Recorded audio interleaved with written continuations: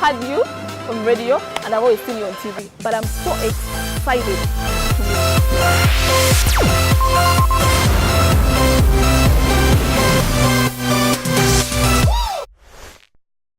Hello, my brothers and my sisters. Today now, I've got so much love for you. Eh? This na love, I mean this, from me to you. Today we are here at St. Lawrence University. We're talking about profiling a PR or public relations or St. Lawrence University. We're going to after this office all this in our interview coming up next. Nice to meet you, sir. Nice to meet you too. How are you today? I'm very okay. First of all, do you know it is wrong for you to be cute? Sure. I didn't know that I was cute. Now it is wrong. You're not going to win. So tell us about your office, your PR. First of all, you didn't tell us your names. My name is Mabira Simon, the Public Relations Officer, St. Lawrence University. Yeah. You're soft-spoken. I thought public relations are supposed to be like vocal, you know, they command authority. Like not really. Hey.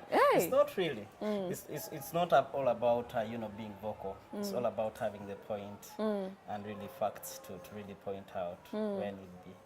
So what was that point that actually led you to this office? Basically, I think being knowledgeable about, and being defensive. For example, by the time, the factor that pushed me to really love speaking for companies in this regard, especially an institution like St. Lawrence, started way back around 2009 when I campaigned to be a guild president when I was in my university days. So you're not a student here? I'm no longer a student, please. I'm an alumni. For one second, I thought like PR is supposed to be like a student within, just like a guild president. I was a student here. That is in 2009. So that passion really to love my institution inspired me really to learn more about it and really to defend it in public. Many people have wrong perceptions about organizations, and our role as PRs is really to bring out the right image of how. Speaking of right image, why don't you guys strike? Your things are always. Why should people believe that strike should happen in universities? Anyway, I'll speak for St. Lawrence. Why there are no strikes at St. Lawrence is because we give the students really what they're supposed to have. What really brings strikes in institutions, especially universities, is you'd find out maybe fees, increments. You'd find out maybe lecturers not attending. And if these things are put together, maybe the meals are not to standards and so on. So if these things are put all together and are provided, then I believe there should be no strikes. And basically, we are instilling really good morals into our students. So, you know, when I was young, when my parents used to get me something, be it a dress, be it shoes, I would be very excited. Tell us about that moment when you are given the job. Your first day in office?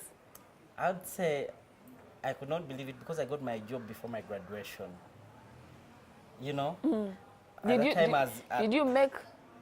you call your parents? Did you call your girlfriend? Who did you tell first of all? Like, was it fun for you? Were you nervous? Tell us about that day. I remember the day I got a job as in the village. It's basically... Let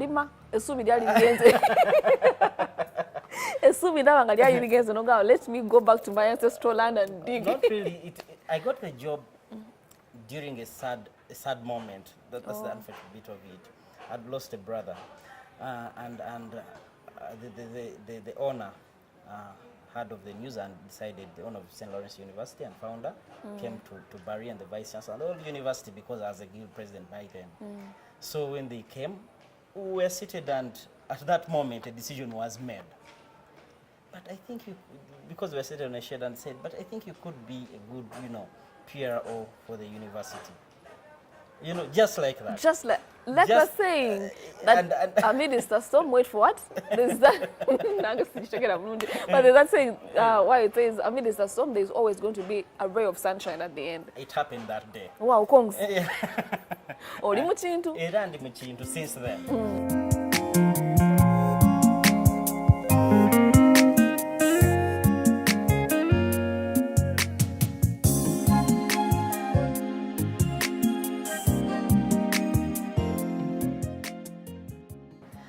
I would say being the first time in that kind of office, it was a bit challenging to learn a number of things. But I really coped up because I knew the institution and I loved what I was doing. So what are some of the challenges? Because Chemanyo Burundi, girls must be one of the challenges. Not really. Give us more challenges, so it one. I would say right now girls are not a challenge. One thing I decided, working in a university is not so easy as such, and I would say at a young age of mine. And you said I was cute at the beginning, so maybe those were some of the challenges. But I would say that I took a decision to find someone at that time, and I said to find someone a little bit early so that people get to know that I'm committed. And I'm a married man to my dear wife Esther, and now 3 kids. So getting married does not mean you should wait. No, you have to put a ring on it so that we know, hey, off the shelf. No, not really. You'd find. Have you ever noticed that are there 7th days that do not put on rings? Oh, They don't.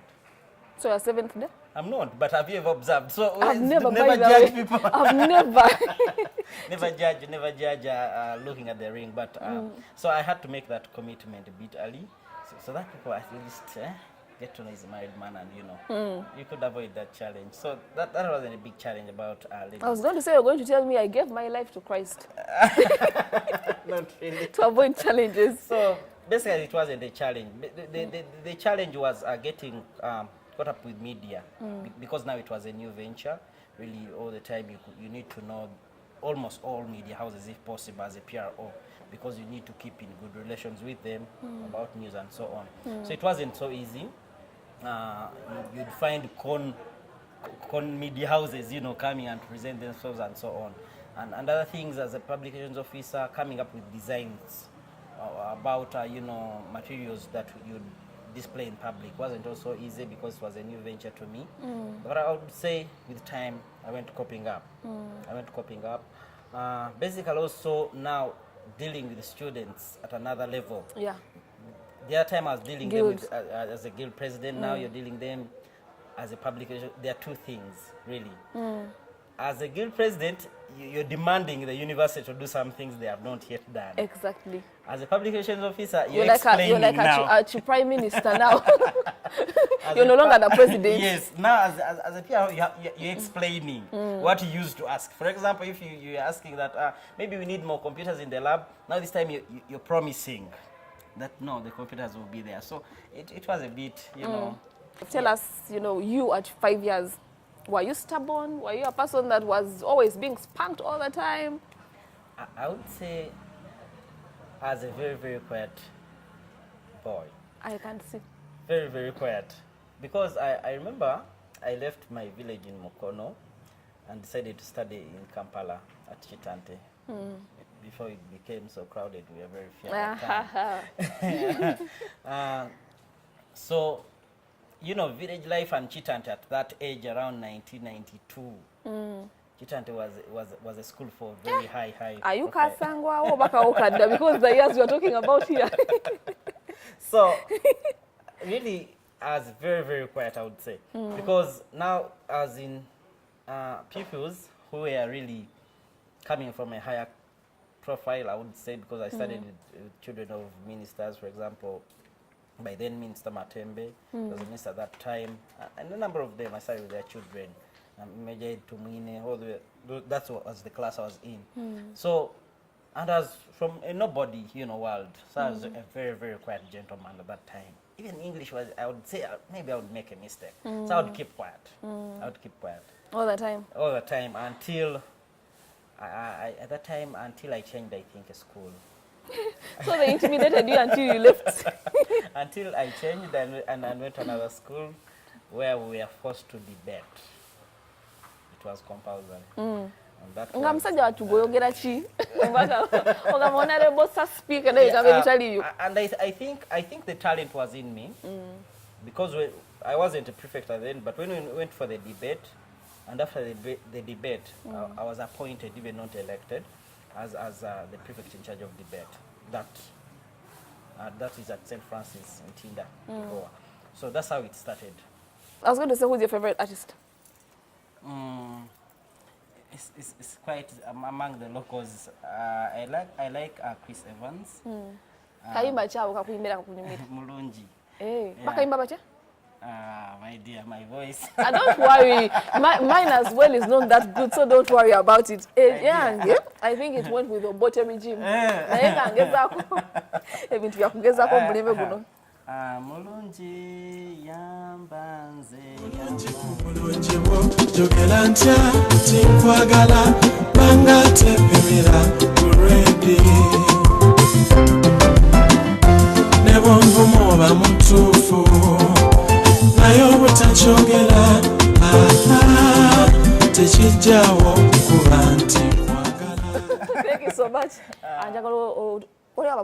So many people who are aspiring to be spokespersons, but probably are very shy. Maybe they think I can't make it. Maybe I've been to that school in the village where I think I can't compete with people from Kampala parents or Namagunga. I want you because your story is different. You've been to a village school, but to urban settings as well. You can make it in life. It's what you dream about and how you make things work, you know, at the end of the day. Yeah, I would encourage the youth out there, really to know that we all have passion, we all have dreams, and we can achieve these dreams. Becoming a PRO does not mean that you must go to, Harvard to become a PRO. No matter the school you're in, no matter the university you've gone to, you can all be what you want to be, especially PROs. Whether a village school, the moment you have the passion in you, you can achieve what you really want to achieve. Amen. Let us really be focused. Let us not shy away, because God has given us talents within us, however much we hide them. Let us really pull out these talents as young youth, because I know each one of you has that talent. And as youth, sometimes when you come from a low background, you shy away. But the opportunities are there. Stand out, and I believe you'll be the best, or one of the best PROs in the country. Amen, brother. Like he said, stand out, and he believes you will be the best in the country. I also want to stand out trying out basketball, and I think I could be the best that the world could ever have. But shorter version, of course. Yes, right about now, we are going for the challenge. I want to challenge him because he said you can stand out and be the best. Salt FM, salt TV.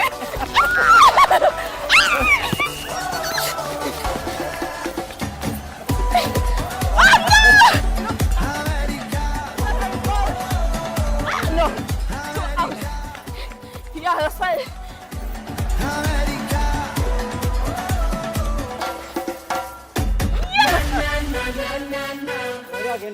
And she does it! I did it! Salt media! Yes, we finally come to the end. He said it. Stand out and you could be the best that you want to be. Salt media versus St. Lawrence. And Salt media takes it, right? We've come to the end of the show. But then a PR St. Lawrence, Mabira Simon, Peter. We've come to the end. Say bye to them. Thank you so much for being a part of the show. We love you till next time. Bye.